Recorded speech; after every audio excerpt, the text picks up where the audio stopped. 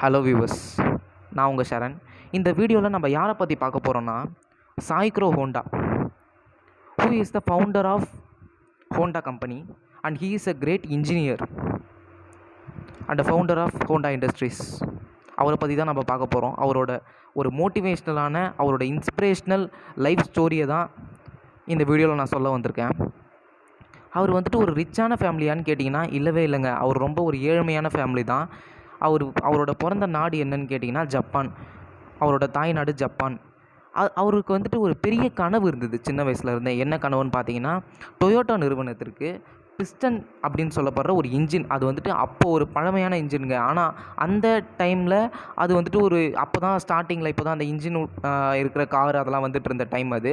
So அந்த மாதிரி ஒரு டைப் ஆஃப் பிஸ்டன் இன்ஜினை தயாரித்து கொடுக்கணும் அப்படின்றது தான் அவரோட எய்மாக இருந்துச்சு. ஸோ இதுக்காக ரொம்ப நாள் கடினப்பட்டு உழைக்கிறாரு. அவரோட உழைப்போட ஒரு பலனாக ஒரு மாடல் பிஸ்டனை தயாரித்து எடுத்துகிட்டு போய் டொயோட்டோ நிறுவனத்திற்கிட்ட கொடுக்குறாருங்க. அந்த நிறுவனம் வந்துட்டு அதை ரிஜெக்ட் பண்ணிட்டாங்க. அந்த டொயோட்டோ கம்பெனி அதை ரிஜெக்ட் பண்ணிட்டாங்க. ஏன்னா அவங்களோட எதிர்பார்க்கக்கூடிய அந்த ஒரு மாடல் பிஸ்டன் வந்துட்டு இவர்கிட்ட இல்லை அப்படின்ற மாதிரி சொல்லி அவர் நிராகரிச்சிட்டாங்க. ஸோ அதனால் ரொம்பவே மனசொடைஞ்சு போயிடுறாரு. அவரோட ஃபஸ்ட்டு முயற்சியே படுதோல்வி அடையுது. இதனால் பார்த்திங்கன்னா அவரோட அப்பாவாக இருக்கட்டும், அவரோட உயிர் நண்பனாக இருக்கட்டும், அவங்களோட ஃப்ரெண்ட்ஸாக இருக்கட்டும், எல்லாருமே வந்துட்டு உன்னால் இதெல்லாம் பண்ண முடியாது, தயவுசெய்து இதெல்லாம் விட்டுட்டு வேறு வேலையை பாரு, ரொம்ப ரிஸ்க் எடுக்காத இப்படின்ற மாதிரி ரொம்ப இவருக்கு வந்துட்டு பேடான கமெண்ட்ஸ் கொடுக்குறாங்க. இருந்தாலுமே இதெல்லாம் காதிலே வாங்கிக்கலங்க. இவர் மறுபடியும் ட்ரை பண்ணி ஒரு புது மாடல் உருவாக்குறாரு. அந்த மாடல் வந்துட்டு டொயோட்டா நிறுவனத்திற்கு பிடிச்சிருது ஃபைனலாக.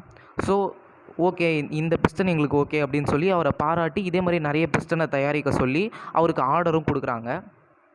ஸோ ஒரு புதிய ஒரு வெற்றி துளி அவர் கண்ணில் தெரிஞ்சிருச்சு. ஸோ இந்த சந்தோஷத்தோடையே இவர் நிறைய இந்த மாதிரி பிஸ்டனை உருவாக்கணும்னா அவருக்கு முதல்ல தேவைப்படுறது என்னென்னா இண்டஸ்ட்ரி. ஸோ அந்த இண்டஸ்ட்ரியை வந்துட்டு கட்டுறதுக்காக இவர் சேர்த்து வச்ச எல்லா இன்வெஸ்ட்மெண்ட்டையும் போட்டு ஒரு இண்டஸ்ட்ரி கட்டுறாரு. அந்த இண்டஸ்ட்ரி வந்துட்டு அந்த இண்டஸ்ட்ரியல் பார்க், அந்த தொழிற்சாலை வந்துட்டு என்ன ஆகுதுன்னா, நல்லா ரன் ஆகிட்டு இருந்த டைமில் அப்போ தான் ஜப்பானுக்கு ஒரு பெரிய நெருக்கடி சம்பவம் என்னன்னு பார்த்தீங்கன்னா, 2ஆம் உலகப் போர் போயிட்டு இருந்த டைம். அதில் அமெரிக்கா அனுப்பிய ஒரு பாம், அதாவது வந்துட்டு பார்த்தீங்கன்னா அது B-29 குண்டு. அந்த குண்டு வந்துட்டு இவரோட இண்டஸ்ட்ரி மேலே விழுந்து அந்த இண்டஸ்ட்ரியில் ஒரு பெரிய பாகமே ஃபுல்லாக செதறிடுச்சு. அதில் வந்துட்டு இடித்து தரமட்டமானவுடனே ஒரு பாதி பாகத்துலேயே தான் இவங்க எல்லா ப்ரொடக்ஷன்ஸையும் செஞ்சிட்ருந்தாங்க. இந்த டைமில் அது உலகப்போர் நடக்குது அப்படின்ற டைம்னால் சிமெண்ட் தட்டுப்பாடு அதிகமாக இருந்துச்சு. ஒரு 10 மூட்டை சிமெண்ட் கூட கிடைக்காத அளவுக்கு அங்கே சிமெண்ட் தட்டுப்பாடு. ஸோ இருக்கிற இடத்துலையே அவரால் ஒன்றுமே பண்ண முடியல. ஸோ அங்கே இருக்கிற ஒர்க்கர்ஸ் ப்ளஸ் இவர் எல்லாருமே சேர்ந்து திருப்பி உடஞ்சி போன அந்த பில்டிங்கை தூக்கி நிறுத்துகிறாங்க. அந்த ஒரு கடினமான சுச்சுவேஷன்லேயுமே இவ்வளோ பெரிய ஒரு விஷயத்தை பண்ணுறாங்க. அப்படி பண்ணும்போது அப்புறமும் ஒரு நல்ல மெயின்டைனிங்கில் போயிட்டு இருந்த ஒரு இண்டஸ்ட்ரி வந்துட்டு அதுக்கு திருப்பியும் ஒரு ப்ராப்ளம். அதே இண்டஸ்ட்ரிக்கு என்ன ஆச்சுன்னு பார்த்தீங்கன்னா, ஜப்பானில் உங்களுக்கே தெரியும், ஜப்பானில் அடிக்கடி வந்துட்டு எர்த்குவேக் வரும். அதாவது நிலநடுக்கம் வந்துக்கிட்டே தான் இருக்கும். ஸோ அப்போது நிலநடுக்கம் வரும்போது பாதி தாங்க இடிச்சுது. அமெரிக்கா போட்ட குண்டுமே இவரோட இண்டஸ்ட்ரியை பாதி தான் அழிச்சிருக்கும். ஆனால் அந்த நிலநடுக்கம் வந்துட்டு அவரோட ஃபுல் பில்டிங்கையுமே இடித்து தரமட்டமாகிடுச்சுங்க. ஸோ இந்த மாதிரி ஒரு தோல்வியை யார் அடைஞ்சிருந்தாலுமே கண்டிப்பாக அவங்க வந்துட்டு சூசைட் பண்ணிப்பாங்க. அவ்வளோ ஒரு பெரிய படுதோல்வி அடைஞ்சாலுமே அப்போ கூட அவருக்குள்ளே இருக்க அந்த நம்பிக்கை வந்துட்டு குறையவே இல்லை. ஸோ திருப்பி தொடர்ந்து ட்ரை பண்ணிட்டே இருக்கார். அப்போ வந்துட்டு பார்த்திங்கன்னா இருந்த எல்லா இன்வெஸ்ட்மெண்ட்டுமே போயிடுச்சு. ஸோ இதுக்கு மேலே அவ்வளோதான் அப்படின்ற மாதிரி ஓகே, இதுமேட்டுக்கு நம்ம ட்ரை பண்ண முடியாதுன்ற மாதிரி அவருக்கு லைட்டாக தோணிடுச்சு. இதில் வந்துட்டு அவர் என்ன பண்ணுறாருன்னா, அவருக்கு இண்டஸ்ட்ரீஸில் இருந்த எல்லா பொருட்களையுமே, அதாவது உடஞ்சி போகாமல் இருந்த எல்லா பொருட்களையுமே டொயோட்டா நிறுவனத்திற்கு விற்றுட்டு வெளியே வராரு அந்த இண்டஸ்ட்ரீஸை விட்டுட்டு. அப்போ வந்துட்டு பார்த்திங்கன்னா கொஞ்ச நாள் அப்படியே போகுது.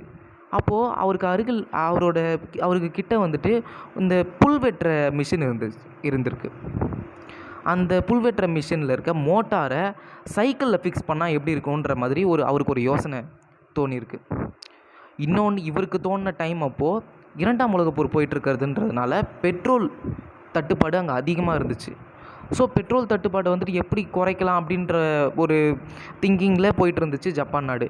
அதில் வந்துட்டு எல்லாருமே என்ன பண்ணாங்கன்னா, கார் யூஸ் பண்ணுறதை நிறுத்திட்டாங்க.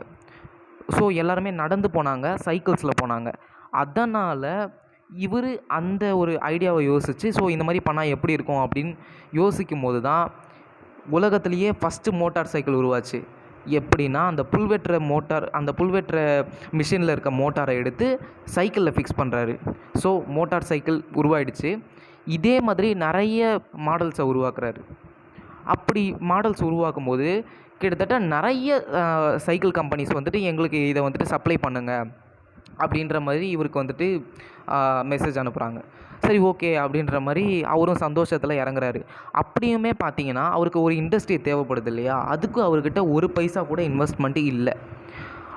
இப்படி இருக்கும்போது நம்ம என்ன பண்ணலாம் அப்படின்னு யோசித்தவர் கிட்டத்தட்ட ஒரு 18,000 சைக்கிள் கம்பெனிக்கு கடிதம் அனுப்புகிறாரு. எனக்கு வந்துட்டு இந்த மாதிரி பணத்தட்டுப்பாடாக இருக்குது, இப்போது நீங்கள் எனக்கு இன்வெஸ்ட்மெண்ட்டுக்கு மணி கொடுத்தீங்கன்னா நீங்கள் வந்துட்டு உங்களை நான் மோட்டார் சைக்கிள் சப்ளையராக நான் வந்துட்டு அப்பாயின்ட் பண்ணுறேன் அப்படின்ற மாதிரி அவர் ஒரு போஸ்டிங்கோட அந்த கடிதத்தை எழுதுவார். நான் உங்களுக்கு இது மாதிரி ஒரு போஸ்டிங் கொடுக்குறேன், எனக்கு நீங்கள் என்னோடய மோட்டார் சைக்கிளுக்கு இன்வெஸ்ட்மெண்ட் பண்ணிங்கன்னா நீங்கள் வந்துட்டு மோட்டார் சைக்கிள் சப்ளையராக நான் உங்களை வந்துட்டு அப்பாயின்ட் பண்ணுறேன் அப்படின்ற மாதிரி ஒரு கடிதத்தை எழுதி அனுப்புகிறாரு. அதில் வந்துட்டு பார்த்தீங்கன்னா 18,000 பேரில் வெறும் 5,000 பேர் தான் இவருக்கு உதவி செய்ய முன் வந்தாங்க. ஸோ அவங்க கொடுத்த இன்வெஸ்ட்மெண்ட்டில் உருவாகி ஒரு சின்ன கம்பெனியாக தான் ஹோண்டா நிறுவனம் உருவாச்சு. ஆனால் அப்படியே உருவாகி பார்த்தீங்கன்னா ஒரு நல்ல லெவலுக்கு போச்சு. அப்படியே போகி ஒரு நல்ல லெவலுக்கு அவர் இப்போ வந்துட்டு பார்த்தீங்கன்னா ஒரு ஆண்டுக்கு சுமார் 2 கோடி மோட்டார் சைக்கிள்ஸ் உருவாக்கிட்டுருக்கு ஹோண்டா நிறுவனம். ஸோ இந்த ஸ்டோரி யாருக்கெல்லாம் பார்த்தீங்கன்னா, ஸோ நம்ம வாழ்க்கையில் ஃபுல்லாக பிரச்சனை தான் இருக்குது, இந்த பிரச்சனையில் நம்மளால் தலை தூக்கவே முடியாது, நம்ம வந்துட்டு தற்கொலை பண்ணிக்கலாம் அப்படின்னு நினைக்கிறவங்க எல்லாருக்குமே இந்த ஸ்டோரியை நான் வந்துட்டு சொல்ல விரும்புகிறேன். அவங்களுக்கு மட்டும் கிடையாதுங்க, பிரச்சனை அதிகமாக இருக்குதுன்னு சொல்லிட்டு கவலைப்படுறவங்க எல்லாருக்குமே தான். இவர் சந்தித்த பிரச்சனைகளை விட கண்டிப்பாக நம்ம வந்துட்டு கம்மியாக தான் சந்திச்சிருப்போம். ஆனால் என்னென்னா அவங்கவுங்க பிரச்சனைங்க வந்துட்டு அவங்களுக்கு வந்துட்டு அதிகமாக தான் தெரியும். ஸோ இந்த மாதிரி மோட்டிவேஷ்னல் ஸ்டோரி அடிக்கடி கேளுங்க, அதுவுமே உங்கள் லைஃப்க்கு ரொம்ப பெட்டராக அமையும். ஸோ இதுலேருந்து என்ன ஒரு பெரிய விஷயம் தோணுதுன்னா, முயற்சி செய்கிற வரைக்கும் அதை வீண் முயற்சின்னு சொல்கிறவங்க ஜெயிச்சதுக்கப்புறம் விடாமுயற்சின்னு சொல்லுவாங்க. ஸோ இந்த மொழி இவருக்கு மட்டும்தான் பொருந்தும் கைஸ். இந்த மாதிரி நெக்ஸ்ட் ஒரு மோட்டிவேஷ்னல் ஸ்டோரியோடு உங்களை சந்திக்கிறேன். பாய்.